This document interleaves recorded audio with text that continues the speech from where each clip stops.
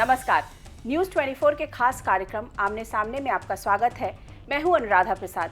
कहते हैं केंद्र की सत्ता जो है ना, वो यूपी की गलियों से गुजरती है। ऐसे में ही आज हमारे साथ हैं एक यूपी के बहुत बड़े नेता। आजकल अमर वाणी नहीं सुना जा रहा है, क्या बात है अमर सिंह जी? कुछ बदले से कुछ अलग से नजर आ रहे हैं अमर सिंह जी, क्या बात है? मैं खामोश रहूं यही बेहतर है, लब फूलेंगे तो उतर जाएंगे चेहरे सारे। अरे, खामोश रहना कभी अमर सिंह की अदा नहीं थी। अपने जीवन का अर्धशतक मैंने पूरा किया है, तो जीवन में भी आयु के अनुसार भी मध्यांतर है और करियर के अनुसार भी मध्यांतर है। तो कोई ज़रूरी नहीं है कि किसी भी उपन्यास का, गद्य का, पद्य का, फिल्म का और जीवन के व्यक्तित्व और कृतित्व का कथानक और चरित्र जो मध्यांतर तक रहे, मध्यांतर के बाद भी वही रहे। लेकिन एक बात बताइए, अमर सिंह जब पॉलिटिकली एक्टिव थे, समाजवादी पार्टी के जब जनरल सेक्रेटरी थे, उनकी तूती बोलती थी, जिसे कह सकते हैं पूरे के पूरे ये केंद्र की सत्ता को कहीं से वो मॉनिटर करते थे, घुमाते थे। यूपी की सत्ता के आप बिल्कुल जैसे बोल सकते केंद्र थे किसी एक वक्त में। समाजवादी पार्टी के इतने कद्दावर नेता थे, क्या हो गया? बहुत कुछ बदल गया। तो जब मैंने अपने दोनों गुर्दे खो दिए तो मेरी प्राथमिकता मेरा जीवन हो गया। राजनीति, उसके दांव पेच, खुरपेच, धमक, अपनी चमक, जिसको कहते हैं, इसने एक बैक सीट ले ली। देखी जमाने की यारी, बिछड़े सभी बारी बारी। मैंने समाजवादी पार्टी और मुलायम सिंह का साथ राजनीति के तहत नहीं दिया था। पारिवारिक संबंध, भावनात्मक संबंध और दिल के रिश्ते थे, जिसमें दिमाग का इस्तेमाल नहीं था। उधर से दिमाग का इस्तेमाल था। हम उपयोगी थे, मेहनती थे, इसलिए हमारा स्थान था।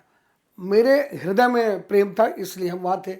आज आपको कहा जा रहा है कि अमर सिंह ने लोकमंच बनाकर समाजवादी पार्टी के लिए, जैसे वोट कटुआ पार्टी होती है ना, वो बनाई है आपने। सही है क्या कि आप अन्ना अपने हजारे लिए के खिलाफ बयान दूं, यूटिलिटी? प्रशांत भूषण और शांति भूषण के खिलाफ बयान दूं, तो ये राष्ट्रीय खबर है। अगर मैं किसी तड़क भड़क के व्यक्ति के साथ दिखाई दूं, वह भी खबर है कि कोई तड़क भड़क का व्यक्ति मेरे जीवन में है या नहीं है। जब करिश्मा कपूर लेकिन मेरी बात अमर सिंह के पर्सोना बनाने में ये तड़क भड़क, ये सब कुछ चीजें बहुत मैटर करती थी, और उन्होंने अमर सिंह के कद को और बढ़ाया। अमर सिंह के साथ हमेशा अमिताभ बच्चन देखते थे, बड़े बड़े उद्योगपति देखते थे। मेरी बात सुनिए, अमिताभ बच्चन से मैंने मित्रताओं की तड़क भड़क के दौर पर मैं नहीं की, जब वो राजीव गांधी जी के मित्र थे, या मैंने उनका उपयोग गांधी परिवार के निकट जाने के लिए नहीं किया। मेरी उनकी मित्रता तब हुई जब वो रसातल में थे। अनिल अंबानी से मेरी मित्रता तब हुई जब ज़्यादा निकटता, जब रिलायंस के पूरे बोर्ड ने सामूहिक रूप से उन्हें पदच्युत कर दिया था। तो अमर सिंह ने किसी भी व्यक्ति के से मित्रता तब उस समय नहीं की। जयप्रदा से मेरी घनिष्ठता तब हुई जब तेलुगु देशम की संस्थापक सदस्य एन.टी. रामाराव के साथ रहने के बाद, राज्यसभा का एक सत्र करने के बाद, लगभग जब उन्हें पदच्युत करके दरकिनार चंद्रबाबू नायडू ने कर दिया था। और रामपुर में वो पहली बार गई थी। रामपुर नाम की जगह भूगोल में उन्हें पता भी नहीं था। और जयप्रदा नूर बानू को बेनूर करेंगी, ये किसी ने कयास भी नहीं किया था। आपकी बड़े लोगों से तब दोस्ती हुई, जीवन में उतार था, उस वक्त आपने उनसे दोस्ती की। लेकिन जब अमर सिंह के हमने जीवन दोस्ती की नहीं, जब दोस्ती मेरी हुई। हाँ, जब अमर सिंह के जीवन में उतार आया, जब अमर सिंह तिहाड़ में थे, तब जयप्रदा जी को अपील करना पड़ा कि दोस्त भी सामने नहीं आ रहे। उसके बाद 2-3 दोस्तों का आए। देखिए, ये जो था, ये विरोधाभास अमर सिंह के साथ होगा, ये शायद किसी ने नहीं सोचा था। मैंने सोचा पहला पत्थर कौन मुझे अब मारेगा, इस दिल से आवाज आई जो तेरा रहबर कहलाएगा। जब इंदिरा गांधी के जीवन में 2 बार ऐसा आया, किसने सोचा था सिद्धार्थ शंकर राय, जिन्हें वो मानू कहती थी घर के नाम से, आपात स्थिति लगाने की बात उन्होंने कही। और जब सरकार गई 77 में, तो सबसे पहले शाह कमीशन में गवाही किसने दी? सिद्धार्थ शंकर राय ने दी। तो इंदिरा जी ऐसी नेत्री को उद्योगपतियों में सिवाय के बिरला के और आर.पी. गोयनका के सब भाग गए। तो जब इंदिरा जी ऐसी नेत्री को एक बार उन्होंने कहा कि उन्होंने भी कहा देखी जमाने की यारी बिछड़े सभी बारी बारी। उन्होंने जब चौधरी चरण सिंह गृह मंत्री हुए तो उन्होंने कहा कि मैं राजनीति से अवकाश लेती हूँ। क्या वो टाइम अमर सिंह के लिए आ गया है? क्या is he going to come back with a vengeance? जीवन के सत्य को और शुद्धता को आप समझिए, वो ये है कि जो चाणक्य ने कौटिल्य शास्त्र में लिखा है, सीधे तने खड़े पेड़ सबसे पहले काटे जाते हैं। तो इसलिए सीधा तना पेड़ नहीं होना चाहिए। अब एक अफवाह चल रही है कि अहमद पटेल जी और मुलायम सिंह जी अभी पिछले दिनों 2 घंटा मिले और उत्तर प्रदेश की भावी राजनीति की रणनीति तय की। ममता बनर्जी के जाने के बाद समाजवादी पार्टी के 22 सांसदों की भूमिका क्या होगी और उत्तर प्रदेश में मायावती को रोकने के लिए चुनाव के बाद की रणनीति में समाजवादी कांग्रेस का क्या परिदृश्य होगा, इस तरह की अफवाह चली हो। सच भी हो सकता है। अच्छा, इसी तरीके की अफवाह ये भी चल रही है कि अमर सिंह ने लोकमंच वोट कटुआ पार्टी समाजवादी पार्टी के लिए बनाया, इसलिए क्योंकि वो कहीं ना कहीं मायावती जी से उनकी कोई डील हो रही है। ऐसी अफवाह ये भी चल रही है। देखिए, डील की क्या बात है। उत्तर प्रदेश के विभाजन की जो राजनीति है उसका मैं मायावती का खुला समर्थक हूँ। डील की बात आप जान लीजिए, अगर मायावती हमसे बात करना चाहेंगी तो मैं इसका स्वागत करूंगा। बार बार समय मांगने पर उन्होंने मुझे समय नहीं दिया। मैं रहस्यात्मक, ढकी छुपी, पर्दे के पीछे की बात नहीं करता। सोनिया जी से कहते हैं आपने ऐसी नहीं, सारे उम्मीदवार ऐसे खड़े किए जो कि समाजवादी पार्टी को मेरी बात सुनिए। अगर ये आरोप मेरा मुझ पर आप सोनिया जी की लगाएं तो मैं मान भी सकता हूँ। उनसे मेरा लेना देना भी रहा है, संबंध और समन्वय भी रहा है और कहीं ना कहीं कोई जुड़ाव भी है। लेकिन मायावती से तो मेरा दूर दूर तक लेना नहीं है। अगर आप ये कहें कि मैं कांग्रेस के लिए वोट कटुआ बनाऊं तो एक बार समझ में भी आ सकता है, ऐसा है नहीं। और मैंने तो पूर्वांचल के गठन के लिए और समर्थन के लिए मुलायम सिंह को पत्र दिया था। आज भी वो पूर्वांचल का समर्थन कर दें और विश्वसनीय तरीके से कर दें, उस तरह से नहीं जैसे पिछड़ा महासंघ उन्होंने बनाया था कल्याण सिंह के साथ और फिर कहा कि ये मेरे गले का भरा हुआ सांप है, उठा के फेंक दिया। कल्याण सिंह को भी आप ही लेके गए थे, यही लोग कहते हैं। ये आप कह रही हैं। अच्छा, ये बताइए। नहीं, अब इसको काटिए मत। देखिए, ये चालाकी है, ये चतुरता मुझसे मत करिए। आपने बात कह दी और लोगों ने सुन ली और मैं चुप रहूं, ये नहीं होगा। आपने जब कल्याण सिंह की बात कही है, आपने कल्याण सिंह अगर ये कह दे कि उनको मैं लेकर के आया, कल्याण सिंह कह दिए हैं कि मुलायम सिंह लेकर के आए हैं। और जिस समय आगरा के अधिवेशन में लाल टोपी पहना करके कल्याण सिंह को एक माले में गुलपोश होकर कल्याण सिंह जिंदाबाद का नारे मुलायम सिंह लगा रहे थे, उस समय मैं अपनी अतड़िया और गुर्दे खुलवा करके सिंगापुर में ऑपरेशन कर रहा था। क्या मेरा भूत था आगरा के महाधिवेशन में? विजुअल है। देखिए, जिसको जो मन में आ जाए, मतलब कोई कह दे कि जितनी लड़कियां गर्भवती हैं उसके लिए अमर सिंह जिम्मेदार हैं, राजनीति में जितनी गड़बड़ी हुई है, मैं सिंगापुर में मेरी शल्य चिकित्सा हो रही है और मुलायम सिंह जिंदाबाद कल्याण सिंह का कर रहे हैं और लाया मैं। देखिए, इसलिए कहते हैं कि किसी एक वक्त पे अमर सिंह मुलायम सिंह के दिल और दिमाग दोनों थे, इसलिए लोग ये सारी बातें आपके ऊपर कहते हैं। दूध पीते बच्चे हैं, 3 बार मुख्यमंत्री हो रहे हैं, मैं नहीं रहा हूं। मेरा तो ऑपरेशन हो रहा था। भारत, बांग्लादेश और पाकिस्तान का महासंघ लोहिया बना रहे थे और उत्तर प्रदेश में मुसलमान तो हमारे पांव की जूती है। कल्याण सिंह और हम मिल जाएंगे तो पिछड़ा महासंघ बन जाएगा। मुसलमान है ही, इतनी बड़ी रेखा बनेगी कि कोई नहीं रहेगा। यह थी मुलायम सिंह की रणनीति। और अगर कल्याण सिंह कह दें कि मैं लाया हूं उनको, कल्याण सिंह से तो दूल्हा वही थे ना, पूछिए उनसे जाके कि अमर सिंह लाए हैं। हाँ, ये मेरी गलती हो सकती है कि मुलायम सिंह के मोह में मैं मौन रहा। ठीक उसी तरह से जिस तरह से अपनी कुलवधु द्रौपदी के चिरहरण के समय धृतराष्ट्र अंधे की तरह बैठे रहे। तो जो तटस्थ है समय लिखेगा, उसका इतिहास जो दिनकर जी की कविता है। तो मैं तटस्थता का अपराधी हूं और आजम खान के लिए आप नहीं कह रही हैं। जो कुसुम राय और कल्याण सिंह के पुत्र राजू भैया के साथ अगर कल्याण सिंह से इतनी नफरत थी तो उनके साथ आजम खान मंत्री क्यों थे? ना रहते मंत्री, मैं उनको सलाम करता। और फिर बाद में उन्होंने कहा कि मुलायम की सफेद धोती के नीचे आरएसएस की राष्ट्रीय स्वयंसेवक संघ की खाकी के अंदर वियर है। ये क्या है? इसलिए मैं लाया, जो तो दोष नंदो घोष। आप ये बताइए कि क्या अमर सिंह की वापसी समाजवादी पार्टी में कभी हो सकती है? कभी रिश्ते मुलायम अमर सिंह के वैसे बन सकते हैं? देखिए, बुरा मत मानिएगा, आप महिला हैं, महबूबा अगर किसी और से आशनाई करे तो आप उसे माफ़ कर सकते हैं, क्योंकि महबूबा है, शरीके हयात नहीं। लेकिन पति को अपनी शरीके हयात, अपनी पत्नी, अपनी अर्धांगिनी को अगर वो रंगे हाथ पकड़ ले धोखा देते हुए, तो वो घाव और दुराव कभी दूर नहीं होता। रिश्ते जितने नज़दीकी होते हैं, कटुता उतनी ज़्यादा बढ़ती है।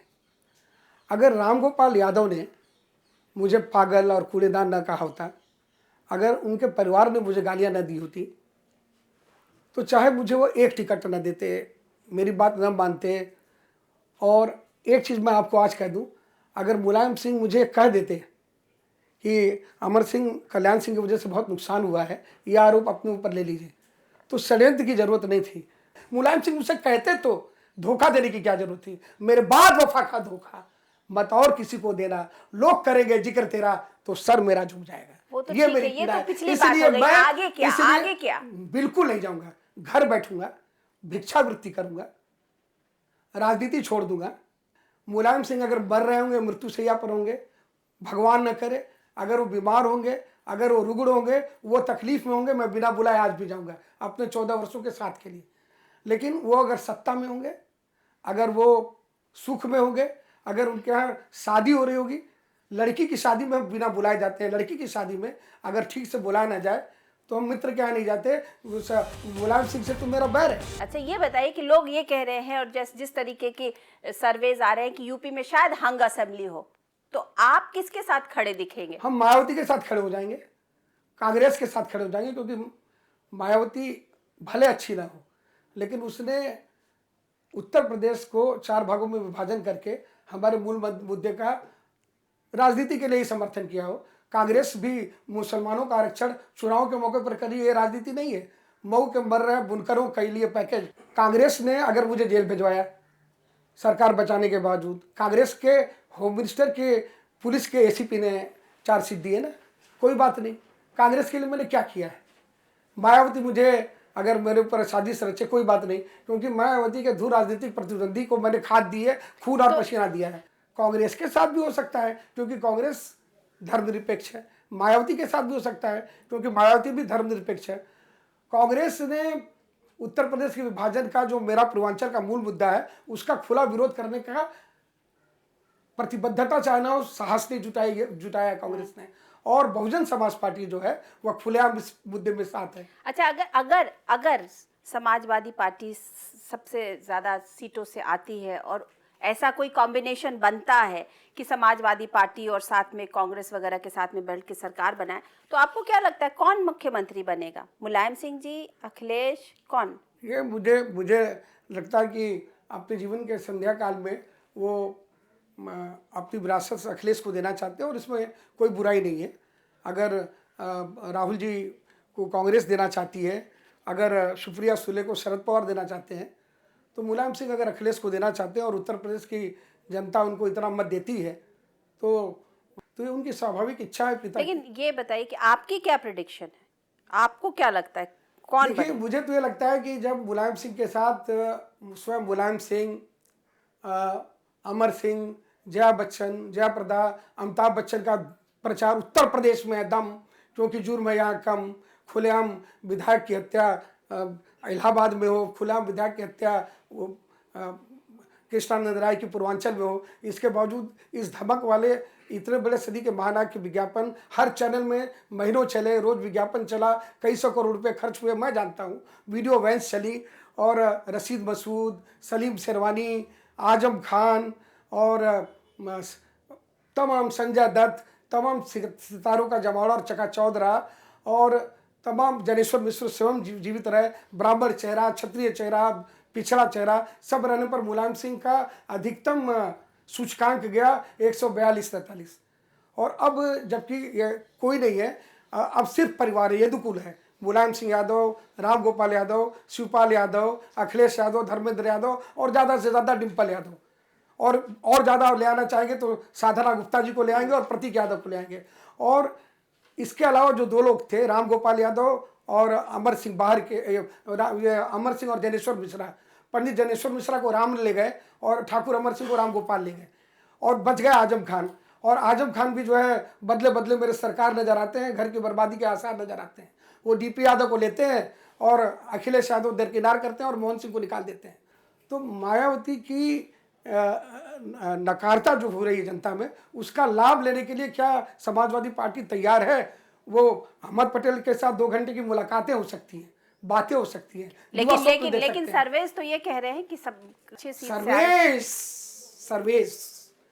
सर्वेस कह रहे थे कि बराबर की टक्कर है जयललिता और करुणानिधि की, जरा सा हेर फेर होगा। लेकिन सर्वेस का क्या हुआ? जयललिता यहाँ आई और सर्वेस के बावजूद अच्छा, कांग्रेस को कितनी सीट मिलेगी? राहुल गांधी बहुत प्रचार कर रहे हैं, आपको क्या लग रहा है कितनी सीट मिलेगी? और जिस तरह से किसी चर्चित चेहरे के घर के सामने टीआरपी के लिए वैन खड़ी रहती है और वो व्यक्ति आता है तो कहते हैं बाइट प्लीज, उसी तरह से अभी बसपा के कार्यालय के बाहर समाजवादी पार्टी, बहुजन समाज पार्टी और भारतीय जनता पार्टी की पॉलिटिकल वो भी वैन लगी हुई है। और जैसे ही मायावती जूता मार मार के निकालती है, सब तत्काल दौड़ते हैं, join please, Naresh Agrawal join please, तुम निकाल दिए गए हो, DP Yadav join please, Babu Singh Kushwaha join please. Mayawati के निकलवे जूता मार मार के, प्रताड़ित करके, भींच भींच के, तमाचे लगा लगा के जैसे निकाल रही है। पॉलिटिकल में भी वो भी वैन लेकर के तीनों दलों को प्रत्याशी नहीं मिल रहे हैं। इस मामले में मैं कांग्रेस की तारीफ करूंगा। वह बहुजन समाज पार्टी के निकलवों के लिए भले वो संगठनात्मक रूप से लचर पचर हो, लेकिन वो जैसे आप लोग कहते हैं बाइट प्लीज, वैसे वो कांग्रेसी ये नहीं कर रहे हैं ज्वाइन प्लीज। लेकिन आपने ये नहीं बताया कि किसकी सरकार बन रही है। मुझे लगता है कि सबसे बड़े दल के रूप में अगर ऐसा ही चला और अगर विकल्पहीन राजनीतिक व्यवस्था रही तो इसका लाभ मायावती को मिलेगा, क्योंकि भ्रष्टाचार अब मुद्दा नहीं है। 2G स्कैम, CWG स्कैम के बाद कांग्रेस भ्रष्टाचार का मुद्दा मायावती के खिलाफ अगर बनाएगी तो बनेगा नहीं, और भ्रष्टाचार के अलावा मायावती के विरुद्ध कोई मुद्दा है नहीं। मायावती का वो जो पहला नारा था, चढ़ गुंडन की छाती पर, मुहर लगा दे हाथी पर, अब उस दिशा में पहला सराहनीय काम आजम खान और मोहन सिंह सरीखे कद्दावर लोगों की इच्छा के बावजूद डीपी यादव को, लोकमंच को सपोर्ट करना चाहिए ना अभी से ही मायावती को। फिर लोकमंच को सपोर्ट करना चाहिए मायावती को अभी से ही। हम क्यों करें? हम अभी तो समय है, हम क्यों नहीं की कोशिश करें कि हम अपना हाथ पांव मारें। हम आप तो ऐसे करें कि कोई व्यक्ति अगर अच्छा तैराक हो, बातों से आपके लग रहा है कि कहीं ना कहीं आपकी जो आपका नेचुरल अट्रैक्शन है मेरा वो मायावती की तरफ है। आप हमसे तो प्रश्न मत पूछिए। मायावती सत्ता में है, प्रिपेयर्डनेस है, ये सत्य है। मायावती हमारी मित्र नहीं, मैंने आज तक उनसे मुलाकात ही नहीं की है। मेरी तो सद्भावना है कि कांग्रेस ऐसा संगठन वहाँ सत्ता में आ जाए, सच कह रहा हूँ, लेकिन वो नहीं आ रहा है। तो विसेज आर नॉट हॉर्स, मतलब राहुल गांधी का 2012 का मिशन पूरा हो जाए, मैं तो ईश्वर से प्रार्थना करता हूँ, लेकिन ये नहीं हो पा रहा है, ऐसा होता दिख नहीं रहा है। अच्छा, अमर सिंह का इतना मतलब अमर सिंह ने राजनीति के सारे सुख भी देखे और दुख भी देखे, ठीक है ना, तिहाड़ भी जाना पड़ा। कभी सोचा था आपने कि आपको तिहाड़ जाना पड़ेगा? भारतीय जनता पार्टी के अशोक अर्गल, वो 4 सीटें थे लेकिन गिरफ्तार नहीं है, और भारतीय जनता पार्टी के बाकी लोग 2 लाख के मुचलके पर यहाँ हैं, और 2G के स्कैमस्टर 5 लाख के मुचलके पर यहाँ हैं, और मैं इतना बड़ा अपराधी हूँ कि मैं 1.5 करोड़ के मुचलके पर यहाँ हूँ। सत्य तो यही है कि मैं देश का सबसे बड़ा घोषित अपराधी हूँ, इसलिए मुझे 1.5 करोड़ का मुचलका है, और मेरे साथ के अन्य अपराधी जो छूटे हैं वो 2-2 लाख के निजी मुचलके पर है, और मैं 1.5 करोड़ के मुचलके पर हूँ। तो पर ऐसा क्यों? ऐसा आपके साथ क्यों हुआ? अब मैं तो यही कहूँगा ना, कोई लाख करे चतुराई कर्म का लेख मिटे न रे भाई। अगर मैं न्यायमूर्ति के विरुद्ध टिप्पणी करूँगा तो अदालत की अवमानना होगी। मैं कोई अरविंद केजरीवाल तो हूँ नहीं कि न्यायालय के विरुद्ध, जब किरण बेदी के विरुद्ध आदेश हुआ तो उन्होंने न्यायालय की धज्जी उड़ाई और स्वतंत्र घूम रहे हैं। मैं कोई शांति भूषण तो हूँ नहीं कि जिनका टेप पकड़ा गया, सत्यापित हुआ या नहीं हुआ, किसी ने सत्यापित किया, किसी ने नहीं किया, कि KG बालाकृष्णन चोर हैं, हंसराज भारद्वाज चोर हैं, सुप्रीम कोर्ट के जज चोर हैं, प्रशांत भूषण 4 करोड़ रुपया लेकर के फिक्स करते हैं, फिर भी उन्मत्त सांड की तरह घूम रहे हैं, नैतिकता के ठेकेदार हैं। मैं किरण बेदी तो हूँ नहीं कि पहले श्रेणी का किराया उसूल कर द्वितीय श्रेणी में चलना और बाकी पैसे का NGO बना देना। कल को उनको आप डिफेंस मिनिस्टर बना दीजिए, कट लेकर कहेंगे कि मैंने गरीबों को दे दिया। वो ये सब लोग नैतिक है, ईमानदारी के खंभे हैं, उन्मत्त घूम रहे हैं। मैं सबसे बड़ा अपराधी हूँ, ठीक है, मेरा प्रारब्ध है, इसलिए मैं कह रहा हूँ कोई लाख करे चतुराई, मेरी तरह कर्म का लेख मिटे न रे भाई। एक ही मामला हमसे संगीन जुर्म सुधीर कुलकर्णी का, अन्य लोगों का 2 लाख का निजी म्यूचुअल का उनका है, और उसी मामले में लेकिन आप इसके लिए तो फिर से वापस न्यायालय में जा सकते हैं ना कि मेरे साथ इनजस्टिस क्यों? मैं गया था, न्याय नहीं मिला। दिल्ली पुलिस कह रही है कि अमर सिंह और उनकी पत्नी के अकाउंट से पैसा नहीं निकला है, पैसे का स्रोत अमर सिंह का नहीं है, यह दिल्ली पुलिस कह रही है। ऑडियो उनका नहीं है, परिस्थिति जन्य साक्ष्य है, सर्कमस्टेंशियल एविडेंस है आपके पीछे से?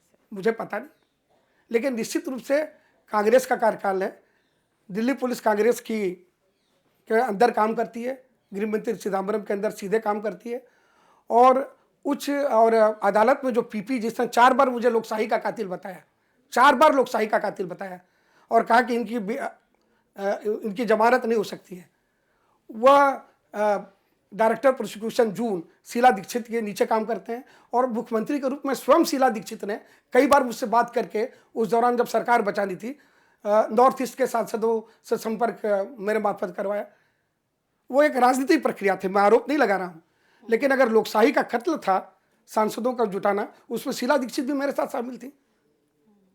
मैं ये नहीं कह रहा हूँ कि पैसे का लेन देन हुआ है, उस राजनीतिक प्रक्रिया में वो थी मेरे साथ शामिल, मैं सार्वजनिक रूप से कह रहा हूँ। और अगर न्यूक्लियर डील करवा देना, देश की सरकार को बचा देना अपराध है, तो मैं अपराधी हूँ। ये एक राजनीतिक प्रक्रिया थी जिसमें मैं शामिल था, पूरा देश जानता है, मैं भी कह रहा हूँ। तो आज आप अपने पॉलिटिकल करियर को किस तरीके से देख रहे हैं? बहुत लोग ये कहते हैं कि अमर सिंह का पॉलिटिकल जो है ना वो अब खत्म हो गया। हो सकता है खत्म हो गया हो, ये लोग ये भी बोलते हैं कि politically he is no longer relevant. हाँ ठीक है, तो आप अपना समय क्यों नष्ट कर रही है, मुझसे साक्षात्कार क्यों ले रही है? अपना टीआरपी, अपना समय, मैं तो नहीं गया था कि प्लीज एक्सपोज मी। मैं पूछ रही हूँ आपसे, मैं भी आपसे इस तरीके के सवाल लोग उठा रहे हैं। अमर सिंह क्या सोचते हैं इन सवालों पर? उनको क्या लगता है कि लोग? इसका उत्तर अनुराधा प्रसाद की मौजूदगी। मुझे तुमसे कुछ ना चाहिए, मुझे मेरे हाथ पे छोड़ दो, मेरा दिल अगर कोई दिल नहीं, उसे मेरे सामने तोड़ दो। नहीं, लेकिन ये बताइए, मैं अपनी पत्नी के लिए, अपने बच्चों के लिए प्रासंगिक रहूं, अपने स्वास्थ्य के लिए प्रासंगिक रहूं, ये मेरे लिए ज़्यादा जरूरी है, और अपने पूर्वांचल के गुर्बत से पीड़ित जनता के लिए प्रासंगिक रहूं। तो ये थे आमने सामने में अमर सिंह जी। अगले हफ्ते मैं अनुराधा प्रसाद किसी नई पर्सनालिटी के साथ आपसे फिर मिलती हूँ। तब तक के लिए नमस्कार।